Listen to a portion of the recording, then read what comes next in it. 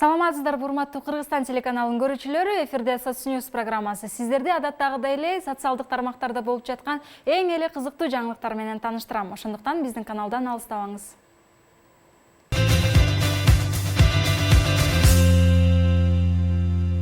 Британиялык алып баруучу жана жаратылыш тууралуу документалдык фильмдерди тарткан Дэвид Аттенборо Инстаграмдагы баракчасында дүйнө боюнча эң бат катталуу топтоп Гиннестик рекорддор китебине кирди.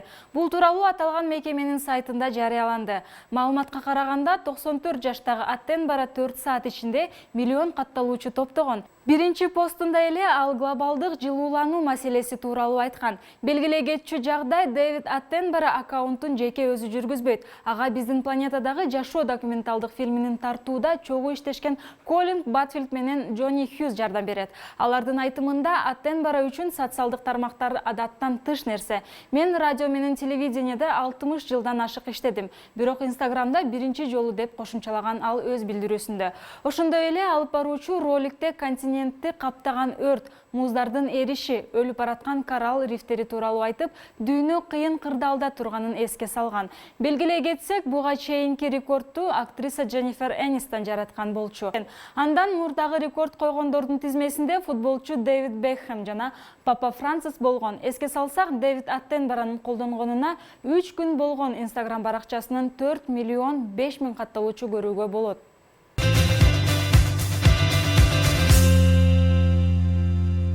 Туркиянын футболчусу Эмре Ашиктин жубайы мурасына ээ болуу үчүн адам жалдап өлтүрүүгө аракет кылган. Бул тууралуу чет элдик басылмалар жазып чыгышты. Футболчунун жубайы Ягмур Ашик күйөөсү көзүнө чөп салып ажырашууга арыз бергенден кийин аны өлтүрүүгө адам жалдап курал берип 1,5 миллион евро төлөгөн. Бирок алардын планы ишке ашкан эмес, себеби аял жалдаган адам кылмыш жасоодон баш тартып айыбын ачкан. Ал эми футболчунун жубайы Ягмур камакка алынган. Жубайлар 2012-жылы баш кошкон, алардын 3 баласы бар.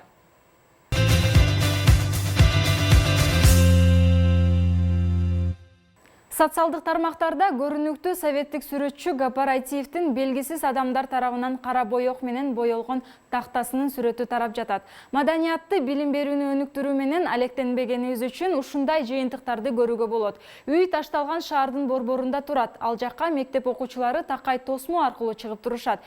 Биз балдарыбызга мындай тартипсиз кылык жоруктарды жасабоого тарбиялашыбыз керек. Жана аларга Айтиев ким болгонун түшүндүрүп берүүгө аракет жасашыбыз керек.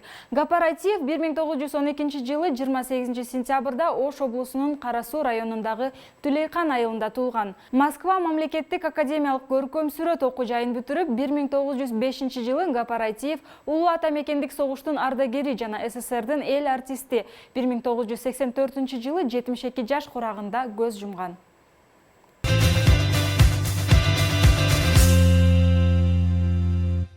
Ырчы Юлия Рудская апасын кече түштөн кийин унаа сүзүп кеткенин айтты. Ырчы видео кайрылуу жазып, анда кандайча болгонун айтып берди. Мен видео тасмага тартууну чечтим. Анткени биздин мамлекетте мыйзамдардын сакталып жаткандыгына ишенбейм. Бүгүн түштөн кийин саат 13:40 чамасында шаардын борборунда апамдын үйүнөн 3 мүнөттүк аралыкта аны тротуарда унаа сүзүп кетти. Видео жазылып жаткан учурда Юлия ооруканада жатып, энесинин баш мээси чайкалганын, бир нече жери көгөргөнүн, гематомалар жана тиштери сынгандыгын айткан. Бирок ал акыл эси менен сүйлөй алат. Кудайга шүгүр. Тез жардам өзүнүн убактысында келди. Жабырлануучуну сүзүп кеткен унаада полиция кызматкерлеринин мамлекеттик номери бар. Дарылануу үчүн мен өзүм акча төлөп жатам. Мен чын жүрөктөн биздин мыйзамдын адилеттүүлүгүнө ишенбейм.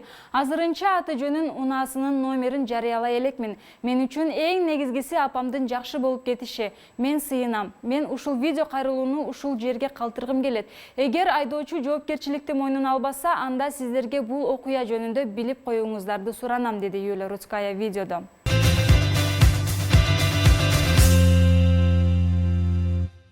Добуштарын сатпоону суранган кичинекей кыздын видеосу социалдык тармактарда активдүү жайылууда. Видеонун биринчи секундаларынан тарта кыз ыйлай баштаган. Эгерде сен келечегиңди ойлобосоң, анда биздин келечегибиз жөнүндө ойло. Биз окугубуз келет, бирок китептерибиз дагы, телефондорубуз дагы жок.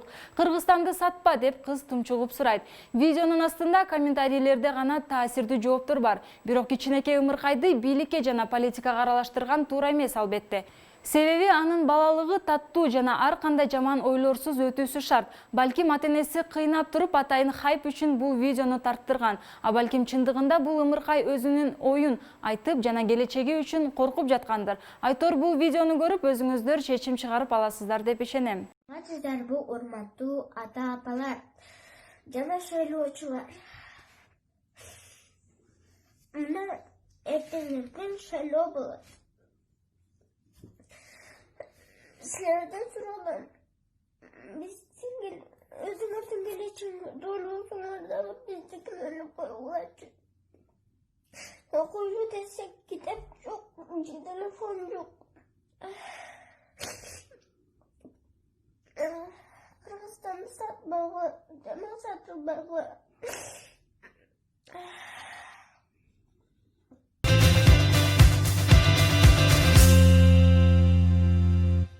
Реформа партиясынын талапкери журналист Эрулан Кокулов өзүнүн Instagram баракчасына кыргыз элине кайрылуу жасады. Ал видеодо мөөнөтү өтүп кеткен 2018 жылдын шоколадын упаковкасынан алып, аны кайра 2020 жылдын коробкасына салган маалыматты көрсөк болот. Элиме кайрыларым. Элим.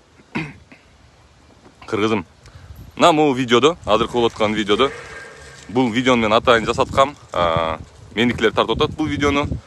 Ушул видеодо 2018 жылы өтүп кеткен, мөөнөтү өтүп кеткен шоколадты упаковкасынан чыгарып, кайра башка коробкага салып, 2020 жылкы кылып туруп чыгарып, силердин бала чакаңарга сатып атат. Муну мен далилдей баштаганда, мен санэпидемнадзорго барып заявление жазайын дегенде, санэпидемнадзор заявлениени албай койгон. Эмне себептен? Анткени булар баары бири-бирине чармалашып, байланып, ушу бизди отравление кылып, ушул бизди бизге ар нерсени сатып, булар көнүп калган. Анан ушинтип сатып турандан кийин могу немелерге, баннерлерге илип, ошол акчаны анан кайра депутат болуп келишет. 12 жаштагы Вова аттуу бала улуу ата мекендик согуштун тарыхын абдан жакшы көрөт. Анын кызыгуусун ата-энеси колдоп келет. Алар менен биргеликте экинчи дүйнөлүк согуштан калган нерселерди издөө үчүн базарларды жана антиквардык дүкөндөрдү аралап жүрөт. Вованын табылгалары ушунчалык көп болгондуктан апасы аларга жер төлөнүп бөлүп берген. Ал жерде бала өзүнүн музейин ачкан.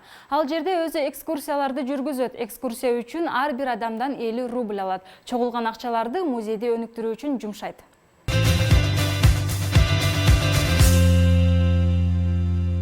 Өзүнө алтын маска буйрутма берген индиялык ишкер каза болду. Чет элдик басылмалардын маалыматына караганда, Индиянын Пимпри-Чиндванд провинциясынан келген Шанкар Кураде коронавируска чалдыгып, пневмониядан улам көз жумган.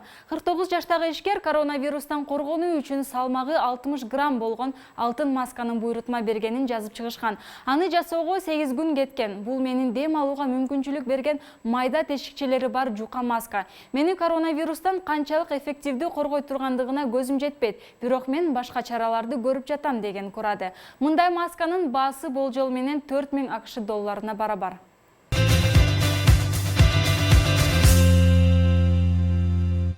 Талас облусунун Манас районундагы Чоң Капка дарыясынан 33 килограмм салмактагы балык кармалды. Алардын айтымында Толстолобик 29 сентябрда кармап алышкан. Чоң Капка дарыясындагы суунун деңгээли төмөндөп кеткендигин айыл тургундары билдиришти. Бул аймакта мындай ири балык биринчи жолу кармалды. Ушуну менен Соцньюз программасы аягына келип жетти. Эфир аркылуу көрүшкөнчө сак саламатта калыңыздар.